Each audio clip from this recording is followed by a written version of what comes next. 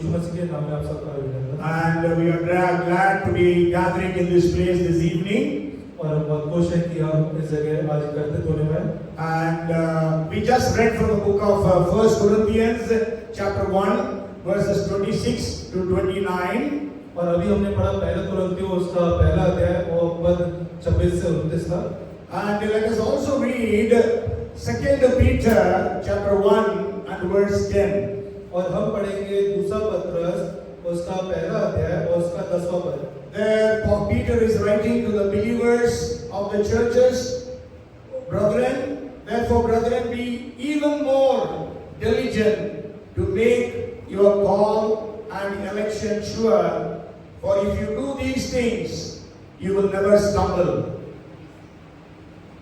इस कारण है भाइयों, अपने बुलाए जाने और चुन लिए जाने को सिद्ध करने का करीमानती यत्न करते जाओ, क्योंकि यदि ऐसा करोगे तो कभी भी ठोकर ना खाओगे। Yes, 1 Corinthians 1st chapter and 2 Peter 1st chapter, the verses that we read, all speak about calling. और पहला कुरिन्थियों उसका पहला अध्याय और दूसरा पत्र उसका पहला अध्याय दोनों जो वचन है हमको बुलाहट के बारे में बताते हैं। So God has called every one of us. और परमेश्वर ने हम सबको एक बुलाहट दी है। And tell your neighbor, God has called you. अपने पड़ोसी से कहे कि परमेश्वर ने आपको बुलाया है। Hallelujah. Hallelujah. God has called us. परमेश्वर ने हम सबको बुलाया है।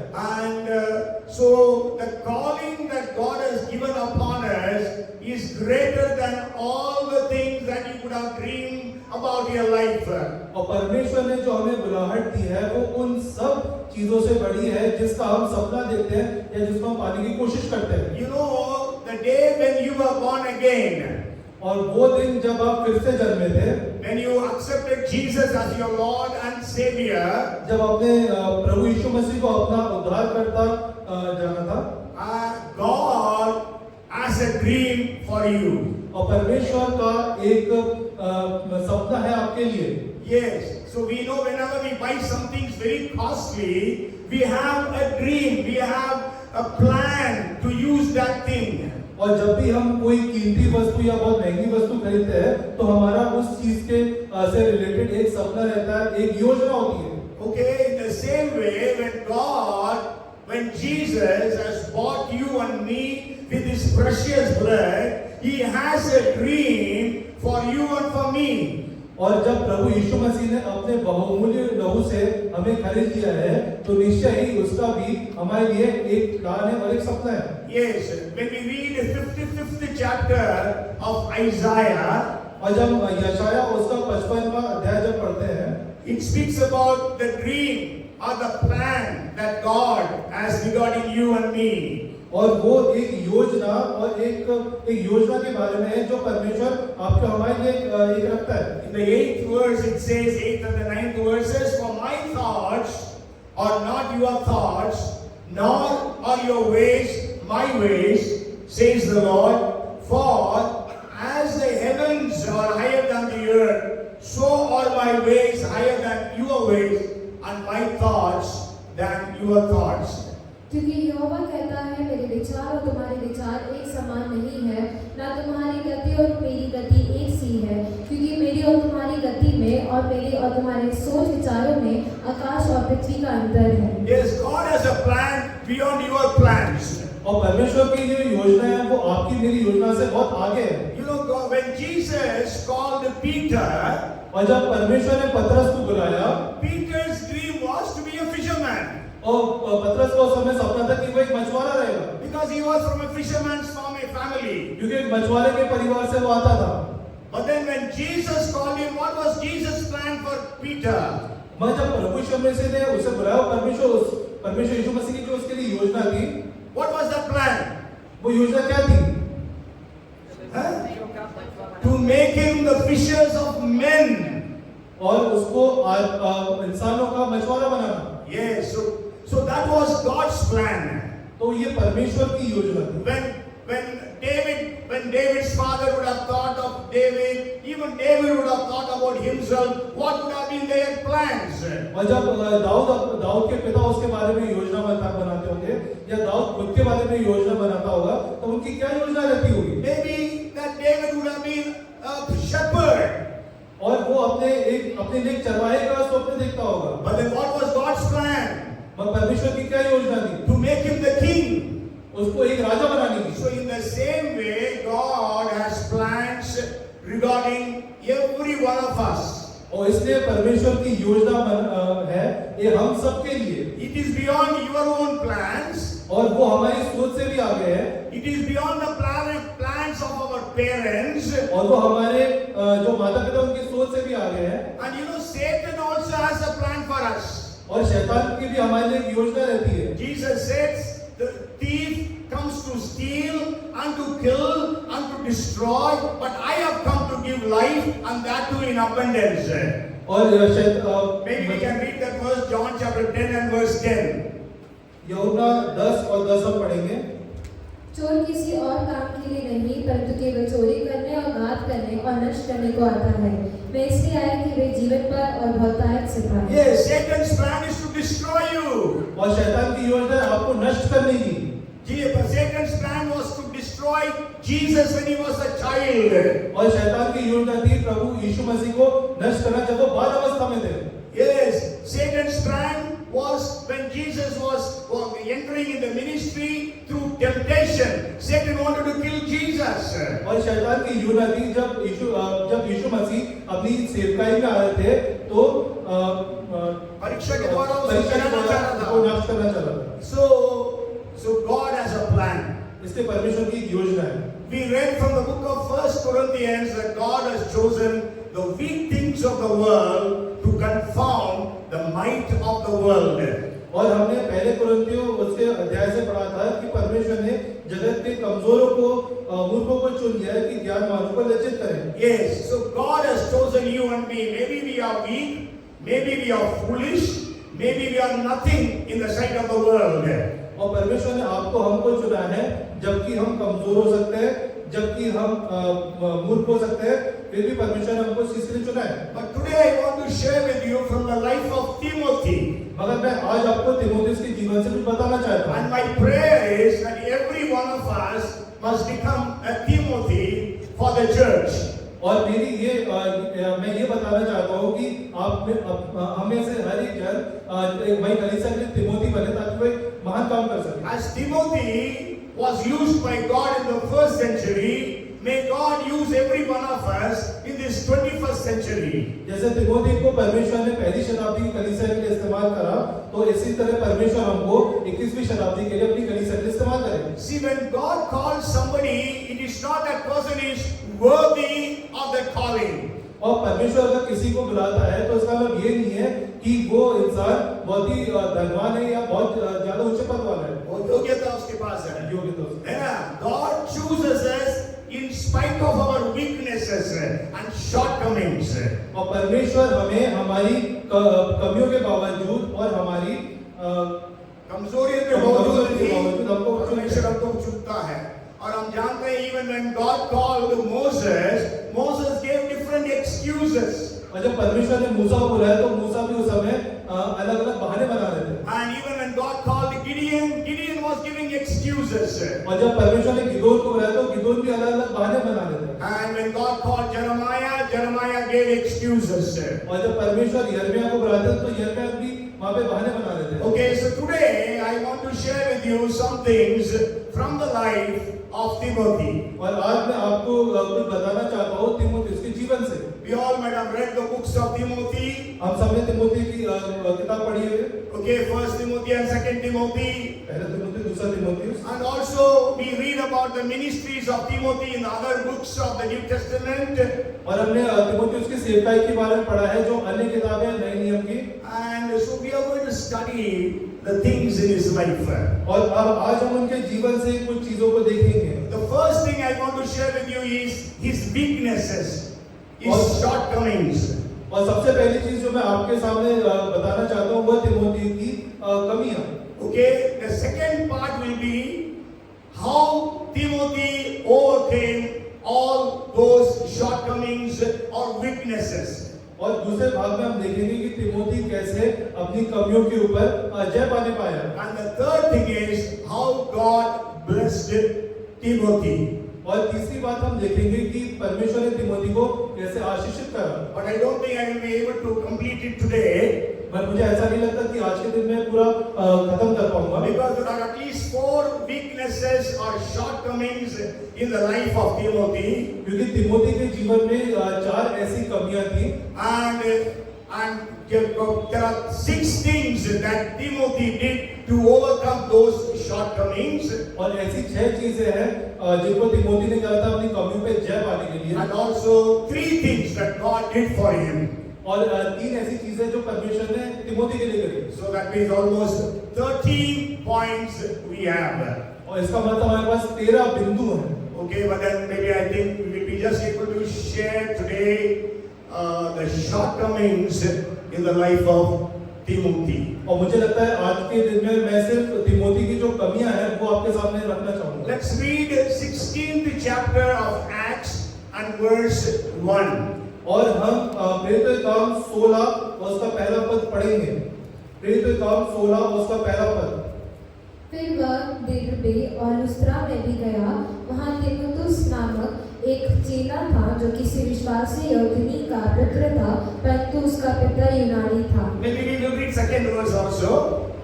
वह लुस्त्रा और इकुनियुम के भाइयों में सुनाम था। Yes.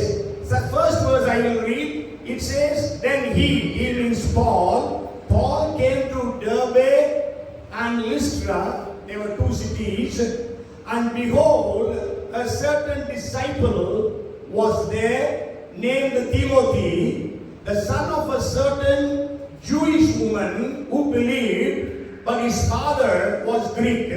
So when we read this verse, we can understand his background was bad.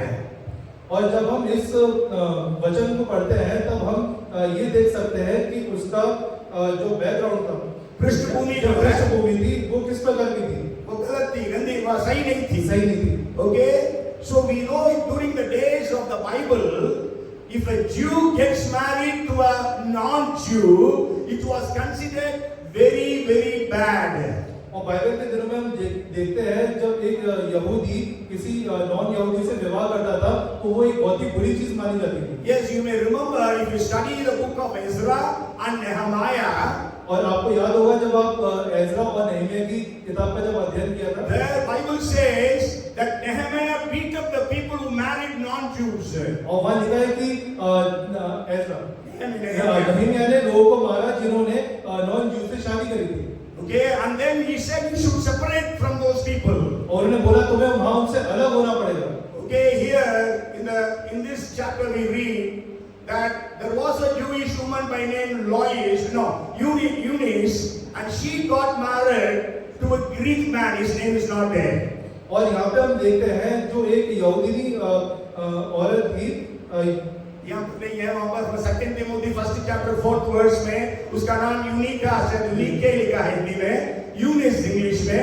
So Eunice got married to a Greek man. और जो यूनिस थी उन्होंने एक यूनानी व्यक्ति से शादी करी।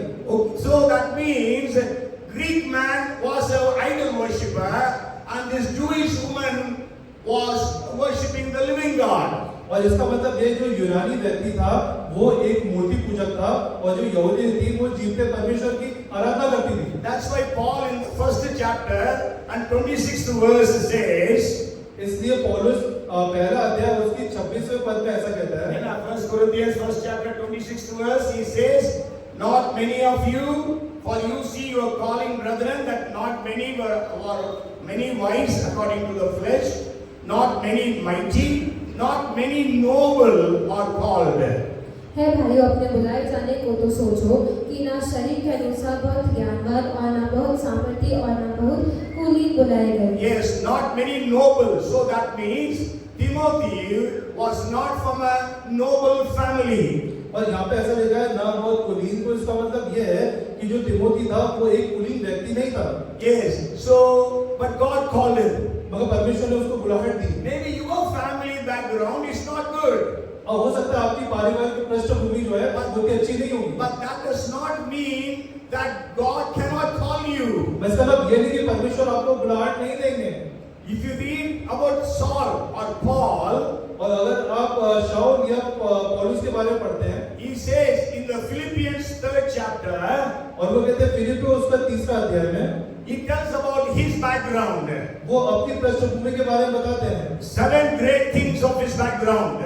और 7 चीजें उनके पृष्ठभूमि के बारे में, महान चीजें, महान चीजें है ना?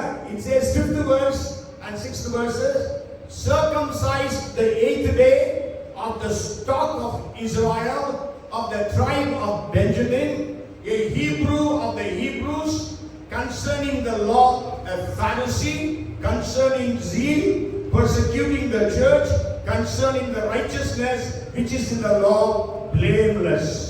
8वें दिन मेरा खतना हुआ, इज़राइल के वंश और बेन्यामीन के गोत्र का हूँ, इब्रानियों का इब्रानी हूँ, व्यवस्था के विषय में यदि कहो तो फरीसी हूँ, उत्साह के विषय में यदि कहो तो कलीसिया का सताने वाला, और व्यवस्था की धार्मिकता के विषय में यदि कहूँ तो निर्दोष था। Yes, 7 things he tells about his background. और 7 बिंदु वो अपने पृष्ठभूमि के बारे में बताते हैं। Means he had a very perfect background. इसका मतलब उनका की पृष्ठभूमि बहुत ही अच्छी थी He was from a very noble family. और वो एक बहुत ही कुलीन परिवार से आते And if थे। you read Acts chapter 22 and verse 3, और आप प्रेरितों का उसका 22 और उसका 3 जब पढ़ते हैं, I am indeed a Jew born in Tarsus of Cilicia, but brought up in this city, that is Jerusalem, at the feet of Gamaliel, taught according to the strictness of our father's law, and was zealous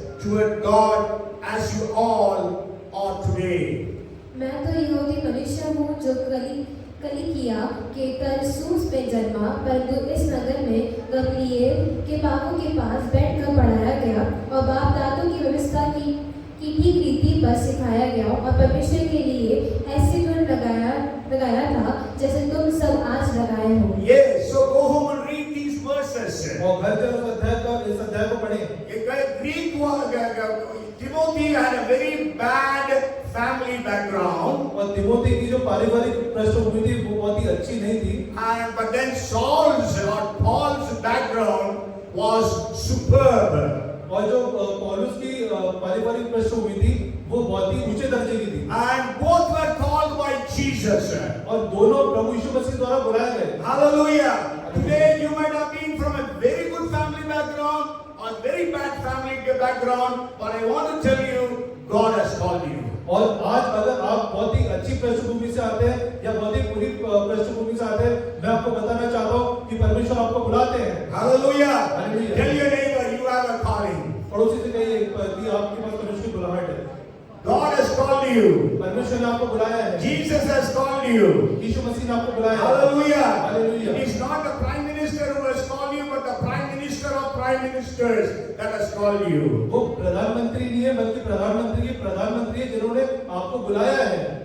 It is not the president who has called you, but it is the president of the presidents. और वो president नहीं है बल्कि president से भी ऊपर president है जिन्हें आपको बुलाया है।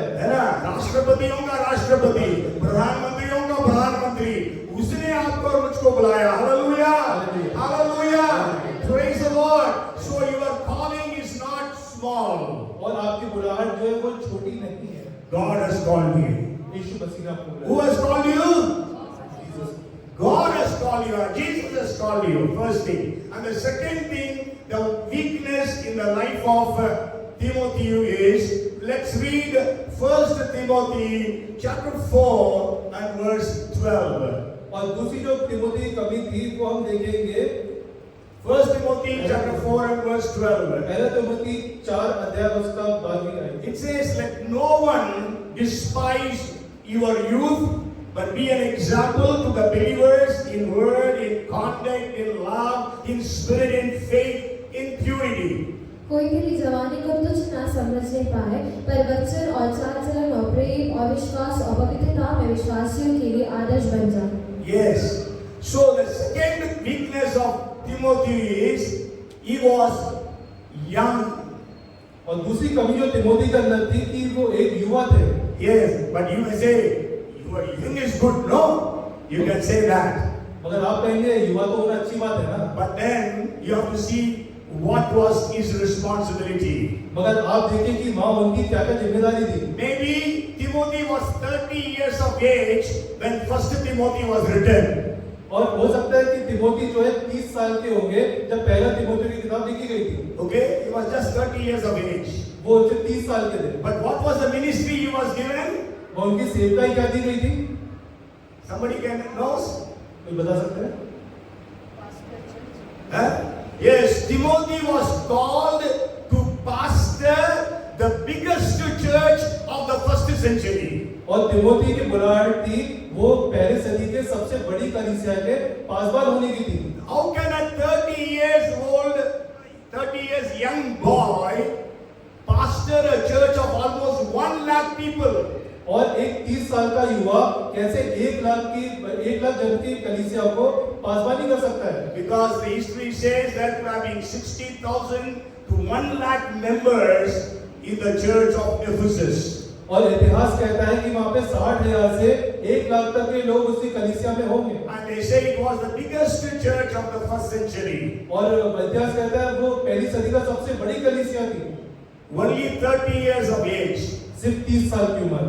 Can a 30 years young youth, can he pastor a church which is having 1 lakh members?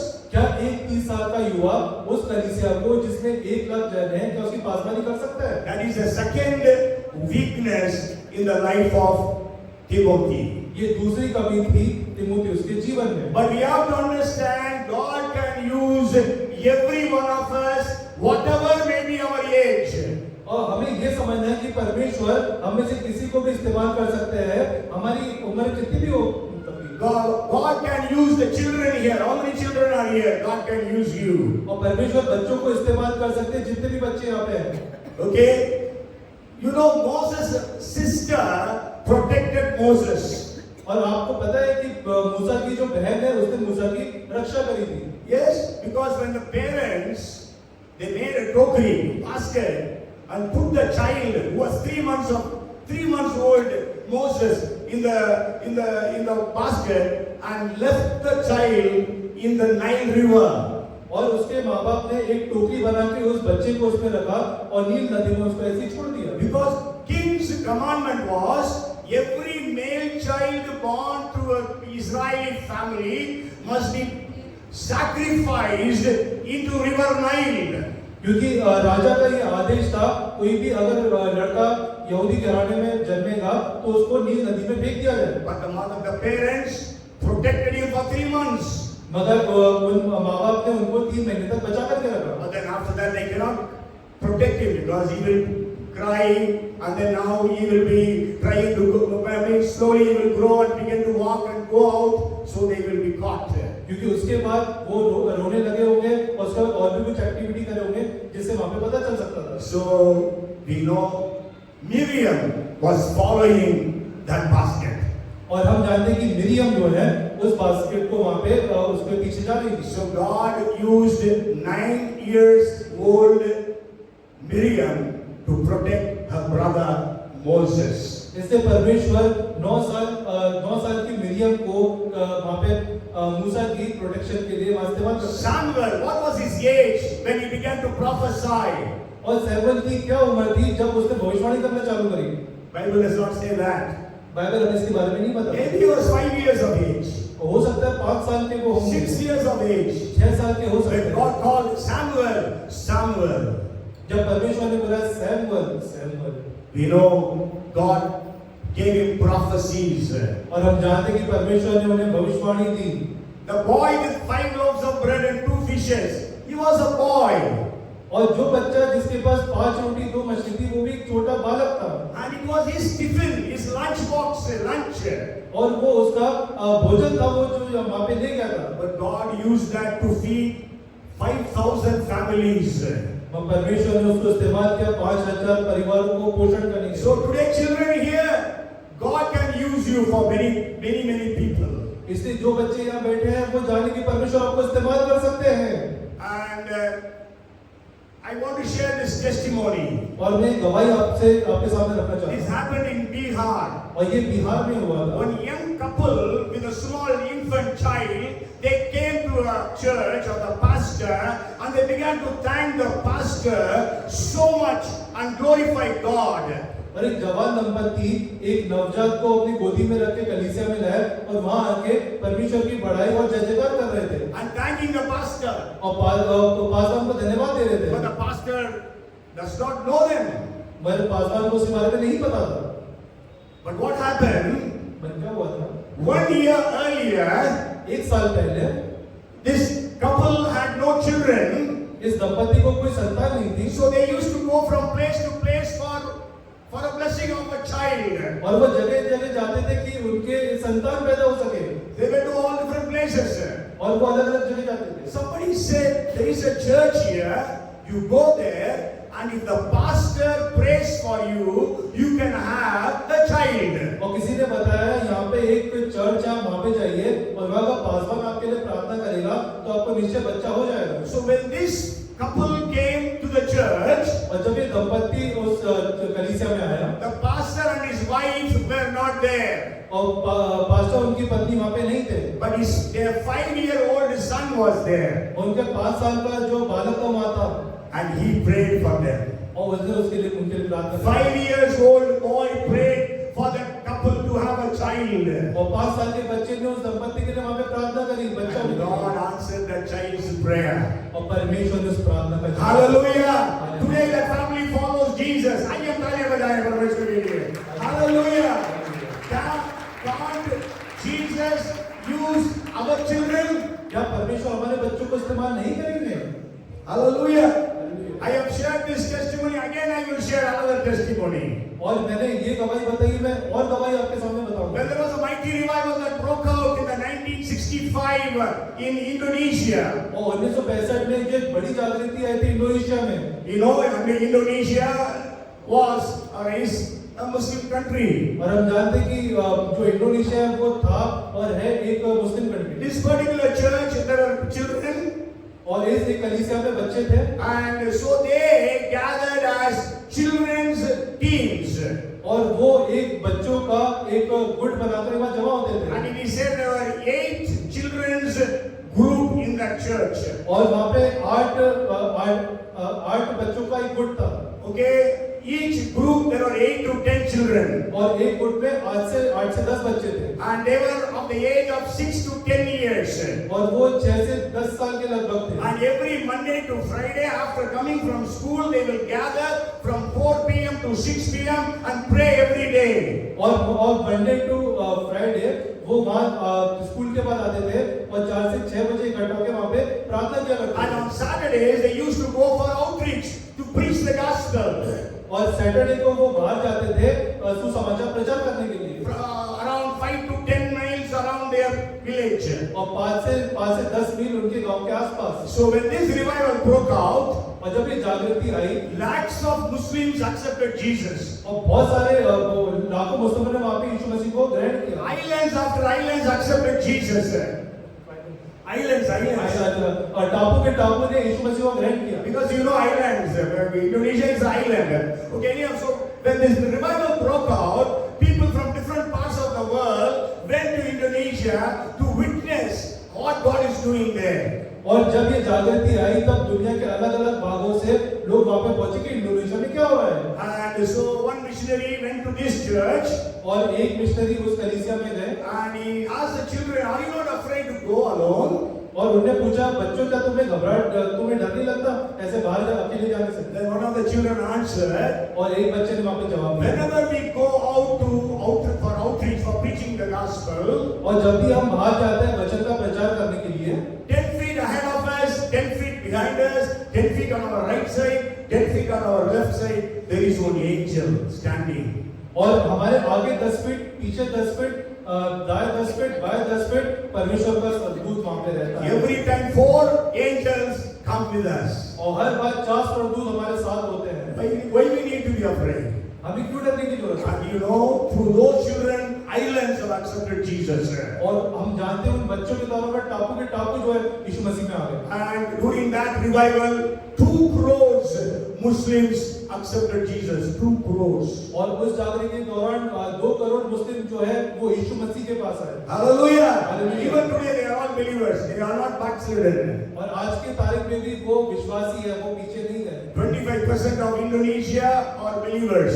और 25% इंडोनेशियन पॉपुलेशन जो है वो विश्वासी है। And the second group is God can use the youth for here. और दूसरी बात है कि जो परमेश्वर है वो युवा को यहाँ पे इस्तेमाल कर सकता है। As Timothy was a youth, जैसे तीमुथियुस एक युवा था, 30 years of age, but he was pastoring a church having 1 lakh members. और 30 साल की उम्र में वो एक कलीसिया को वहाँ पे बड़ी कलीसिया को संभालते थे। And we know David, when he went to fight Goliath, he was 14 or 15 years of age. और जब दाऊद गोलियत से लड़ाई करने गए थे तब वो 14 या 15 साल के थे। When Daniel and his friends, Shadrach, Meshach, Abednego, when they were taken as prisoners of war and given the Babylonian administrative education, they were 14 or 15 years of age.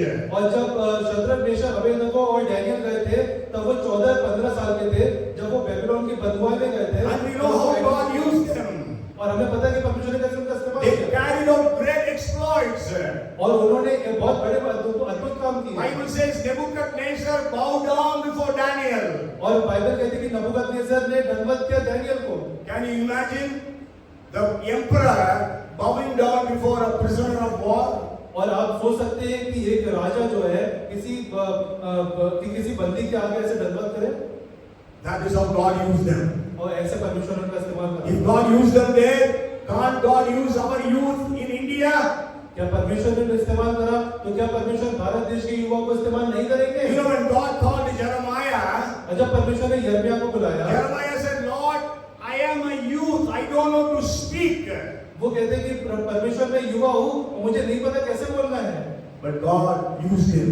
और परमेश्वर ने वहाँ उन्हें इस्तेमाल करा। He prophesied to the nation of Judah for 40 years. और उसने यहूदियों के लिए 40 वर्ष तक वहाँ पे भविष्यवाणी करी। Not only that, he prophesied to 12 different countries. और सिर्फ उन्हीं के लिए नहीं बल्कि 12 अलग देशों के लिए वहाँ भविष्यवाणी करी। Because God, when he called Jeremiah, God told, I have called you to be the prophet to nations. जब परमेश्वर ने यिर्मयाह को बुलाया थी तो उसने ये बोला कि मैं तुमको देशों का भविष्यवक्ता ठहराता हूँ। Yes, God can use the old people. और परमेश्वर वृद्ध लोगों को भी इस्तेमाल कर सकता Are है। you old today sitting here? क्या आप वृद्ध जो है बैठे हैं? Bible says very clearly in 92nd Psalm and verse 14. और भजन 90 में 92. भजन 92 में परमेश्वर कहते हैं 14th verse. Sorry, 12th verse. 12वें पद में धर्मी लोग खजूर के समान सही फलों बेटा, वाले। 14 ही सही तो बताया बच्चा। Yeah, 14th verse. They shall be fresh and flourishing. They shall still bear fruit in old age. वे पुराने होने पर भी फलते रहेंगे और रस भरे और लहलहाते रहेंगे। Yes, पुराना हिंदी में लिखा है, सही ट्रांसलेशन है, बूढ़े होने पर भी। Even though they become old, they will be fruitful and they will be full of sap and substance. और लोग खजूर के समान पूरे फलेंगे और लबान देवदार 14th verse. Okay, no problem. So you have read. So God can use the old people here. और परमेश्वर यहाँ वृद्ध लोग को इस्तेमाल कर सकते हैं। When God called Moses, what was his age? जब परमेश्वर ने मूसा बोला तब उनकी उम्र क्या थी? 80 years. 80 साल। Sure, when he was 40 years of age, और वो जब 40 वर्ष की उम्र के थे, he thought God would use him. और उसने सोचा कि परमेश्वर मुझे इस्तेमाल करेंगे। But that God did not use him at that time. और परमेश्वर ने उस समय उनका इस्तेमाल नहीं When किया। he became 80 years of age, जब वो 80 साल की उम्र के हुए, lost all his abilities. और उनकी सारी क्षमताएं वहाँ खत्म हो गई। Then God called him. तब परमेश्वर ने उनको बुलाया। So he gave God 5 excuses. और उसने परमेश्वर को 5 अपनी बहाने बताए। Yes, but God overruled every one of his excuses. और परमेश्वर उनके सारे बहाने को वहाँ पे हटाते गए। And we know how God used to mightily for 40 years. और हम जानते हैं कि परमेश्वर ने उनको कैसे 40 वर्ष तक इस्तेमाल करा। Hallelujah. Hallelujah. He died when he was 120 years of age. और वो जब मरे थे तो वो 120 वर्ष के लगभग थे। And if you read 34th chapter of Deuteronomy and verse 7. और जब व्यवस्था विवरण 34 और 7 पद को हम देखते हैं। Moses was 120 years old when he died. His eyes were not dim, nor his natural vigor diminished. मूसा अपनी मृत्यु के समय 120 वर्ष का था, परंतु ना तो उसकी आंखें धुंधली पड़ी और ना उसका पौरुष घटा था। Yes, his eyesight was so good. और उसका जो आंखें थी वो बहुत अच्छी थी। You know, he climbed up the mountain. From there, he could see the entire nation of Israel. और जब वो पहाड़ी के ऊपर चढ़े तो वो इस्राएल के पूरे देश को वहाँ देख नहीं पाते थे। Hallelujah. Hallelujah. Praise the Lord. Are you old today and sitting here? और आप कितनी उम्र के जो आज यहाँ बैठे हुए हैं, God can use you. परमेश्वर आपको इस्तेमाल करता है। Hallelujah. Hallelujah. Praise the Lord. Praise the Lord। I always tell we cannot avoid growing old, but we can avoid growing cold. और मैं आपको हर बार बोलता हूँ कि बूढ़े होने को हम अपने वश में नहीं कर सकते, पर अपने आप को ठंडे ना होने के लिए हम वश में कर सकते हैं। Yes. Many times when we think we are old, we think, oh, we cannot do anything. और जब हम व्रत होते हैं हम सोचते हैं अरे अब तो हम बूढ़े हो गए, अब हम क्या करेंगे। God can use you. परमेश्वर आपको इस्तेमाल कर सकते हैं। Moses was 120 years of age मूसा 120 साल के थे when he prophesied about the 12 tribes of Israel. जब उन्होंने इस्राएल के 12 गोत्रों के लिए भविष्यवाणी करी। We read about it in the 33rd chapter of Deuteronomy. और इसको हम व्यवस्था करण उसके 33वें अध्याय में देख सकते हैं। When Jacob was 147 years of age, और याकूब जब 140 उम्र के थे, 47. 147 years of age, Jacob prophesied over his 12 sons and 2 grandsons. और जब याकूब जो 147 इयर्स के हो गए थे तो अपने अपने 12 पुत्रों और 2 पोतों के बारे में भविष्यवाणी करी। Yes, so God can use you. You are old. You can prophesy about your children, about your families. और अगर आप बूढ़े होते हैं तो परमेश्वर आपको इस्तेमाल कर सकते हैं अपने बच्चों के लिए, अपने पोतों के लिए, अपने परिवार की भविष्यवाणी के लिए। You can prophesy in the church. आप कलीसिया में भविष्यवाणी कर सकते हैं। As I told you last Sunday, the longest sermon was preached by Moses when he was 120 years of age. और पिछले रविवार मैंने आपको बताया था जो सबसे बड़ा सरमन था वो मूसा के द्वारा कहा गया था जब वो 120 साल के थे। Yes, 100 Deuteronomy was written when he was 120 years of age. व्यवस्था वरण तब लिखी गई जब वो 120 साल के थे। That time he preached such a long sermon. और उस समय भी वो इतना एक बड़ा सरमन बोल सकते थे। नहीं, बड़ा sermon बोल नहीं सकते। बड़ा sermon है, but the biggest sermon in the Bible is the sermon I told you from the 5th chapter, 1st verse to the 26th chapter, 19th verse of the book of Deuteronomy. That is the longest sermon. He preached that continuously without any stop. और सबसे बड़ा जो सरमन मैंने आपको बताया था Bible में वो व्यवस्था विवरण उसका 5वां अध्याय। Okay, so then we know that God can use even eunuchs. God can use eunuchs. जो को सभा कर सकता है। परमेश्वर जो है ट्रांसजेंडर्स को भी इस्तेमाल कर सकते हैं। Okay, you know Daniel and his friends, they were made eunuchs. और हम जानते हैं कि दानियल और उसके दोस्तों को नपुंसक बनाया गया था। And in the 8th chapter of Acts, we read about the Ethiopian minister who was an eunuch. और प्रेरित काम उसके 8वें अध्याय में हम देख सकते हैं उस खोजे के बारे में जो इथियोपिया से था। He accepted Jesus and he got baptized. उसने यीशु मसीह को ग्रहण किया और उसने वहां पे बपतिस्मा लिया। Then the history says he went back to Ethiopia and he evangelized the entire country, and the entire country of Ethiopia became a Christian country. और इतिहास हमें बताता है कि वहां से इथियोपिया गया, इथियोपिया जाके सेवकाई करी और पूरा का पूरा इथियोपिया जो है वो मसीहत में आ गया। Okay, even today Ethiopia is a Christian country. और आज की तारीख में इथियोपिया जो है वो एक ईसाई देश For है। the past 2000 years. 2000 साल बाद। Hallelujah. Hallelujah. Even before gospel came to India, gospel was taken by an Ethiopian eunuch to Ethiopia. और जब से इससे पहले कि सुसमाचार आया था उससे पहले सुसमाचार जो है एक खोजे के द्वारा इथियोपिया ले जाया गया था। Okay, and then the third shortcoming in the life of Timothy. और जो तीसरी कमी तिमोथी के जीवन में थी, Timothy was a coward. Timothy जो है डरपोक इंसान था। If you read 2 Timothy chapter 1 and verse 7, दूसरा तिमोथी उसका पहला अध्याय उसका 7वां पद जब पढ़ते हैं, Paul said, God has not given us the spirit of fear. क्योंकि परमेश्वर ने हमें भय की नहीं। भय की आत्मा नहीं है, मतलब हिंदी में आखिरी में आता है, परमेश्वर ने हमें भय की आत्मा नहीं दी, because he was having fear. And also let us read another verse from the book of 1 First Corinthians chapter 16 verse 10 and 11. और दूसरा हम देखेंगे पहला कुरिन्थियों उसका 16वां अध्याय 16वां अध्याय 10वां पद. You just read 10th verse. It says, and if Timothy comes, see that he may be with you without fear. For he does the work of the Lord as I also do. यदि तिमुथियुस आ जाए तो देखना कि वह तुम्हारे यहाँ निडर रहे, क्योंकि वह मेरे समान प्रभु का काम करता है। Yes, मेरे समान प्रभु का काम करता वो निडर रहे. When he comes to you, let him not be afraid. और जब वो तुम्हारे पास आए वो वहाँ पे डर ही नहीं बैठ निडर है, Because Paul is a great preacher. क्योंकि पौलुस एक बहुत अच्छा प्रचारक था, He knew the scriptures very well. उसको वचन का बहुत ज्यादा ज्ञान था। But here, this Timothy is a young man. और यहाँ पे तीमुथियुस जो एक युवा इंसान है, Maybe he was not even 24 years of age, maybe even less than that when he went to Corinth. और जब वो कुरिन्थ हो गए तो वो शायद 24 साल के भी थे, उससे कम के होंगे। And maybe people can make him afraid. और हो सकता है वहाँ पे लोग उनको डराते होंगे, What can you preach? You are a small boy. और तुम क्या प्रचार करोगे, तुम तो बहुत छोटे हो। So he was instructing the church people that he must see to it that he must not have fear in his heart when he is among you. और वहाँ पे वो कलीसिया को यहाँ पे इंस्ट्रक्शन दे रहे हैं कि जब वो आए तो वो निडर रहे, क्योंकि मेरे समान प्रभु काम करता है। So today we are all afraid in India now. क्योंकि आज की तारीख में हम सब भारत देश में डरते हैं। You know, every Sunday the churches which gather in the houses, which gather in the slums, which gather in the villages, every Sunday they are afraid.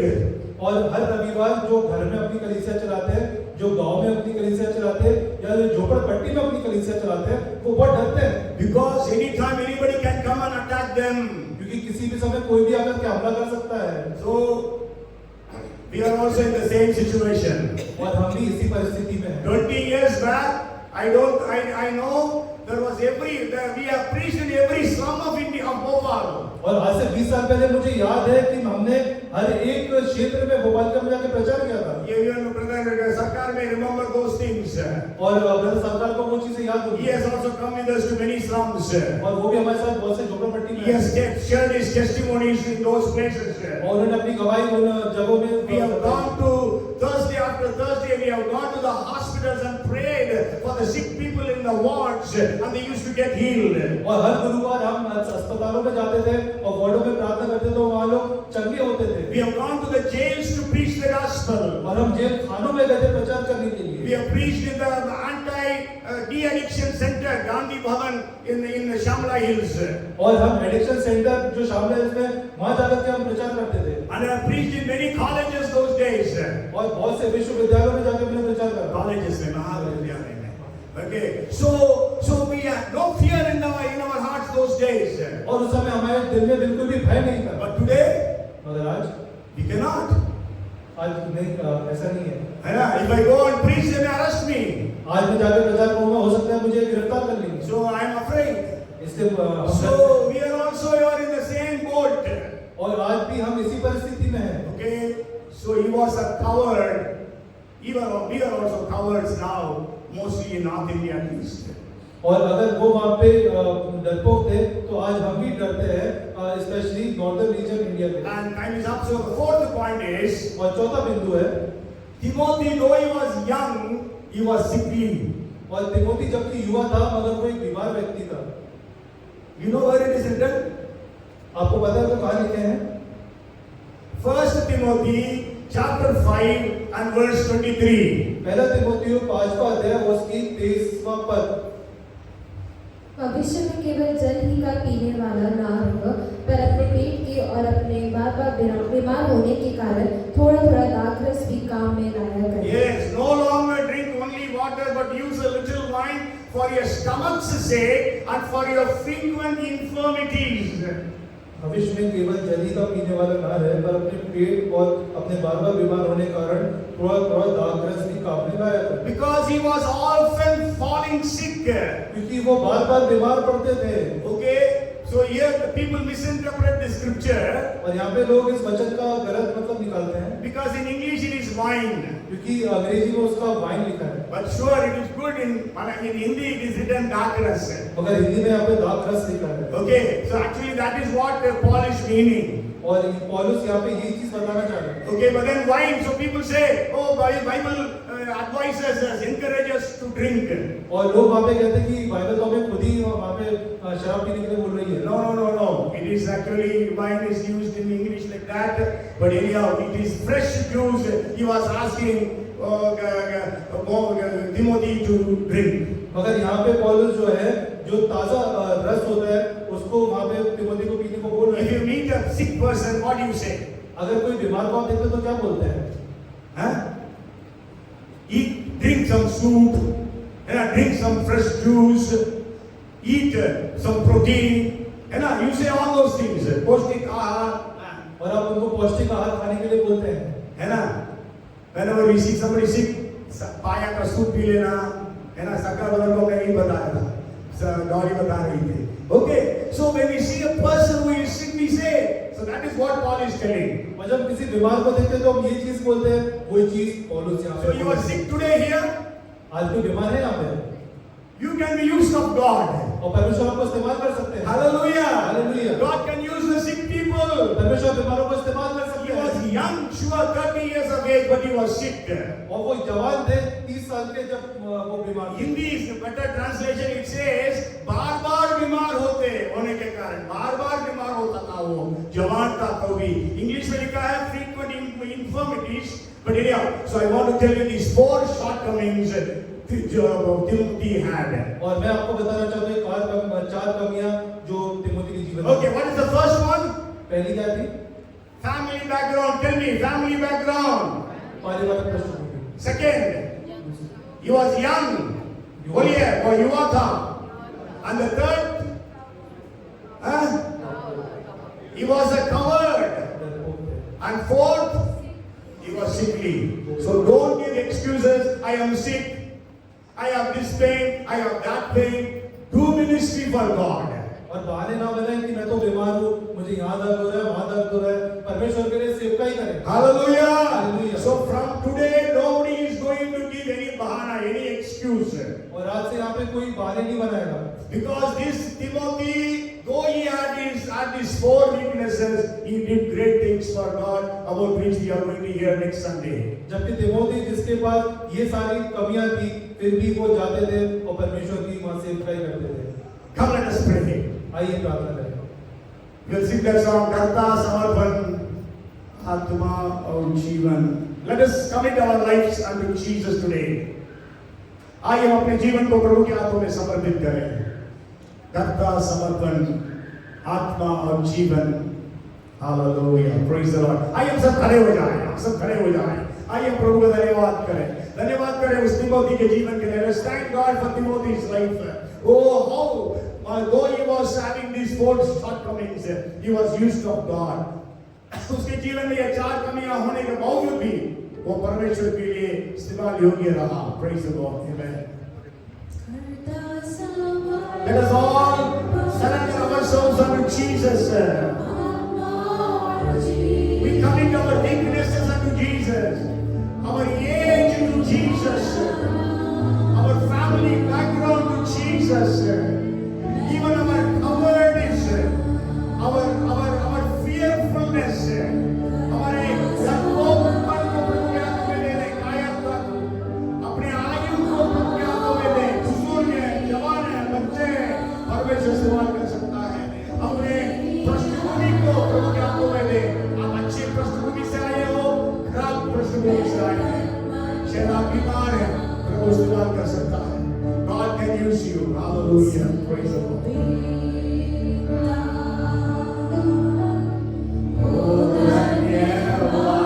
धन्यवाद प्रभु, आपने मुझे चुन लिया है.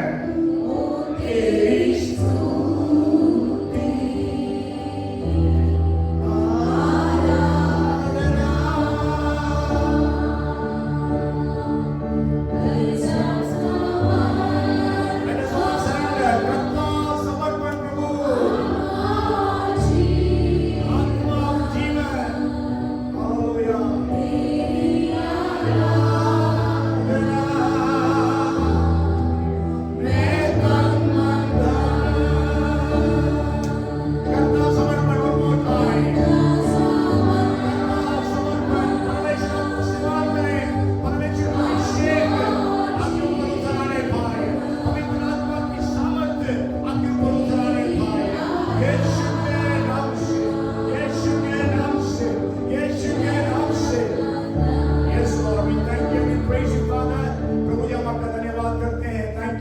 day. Thank you for the life of Timothy.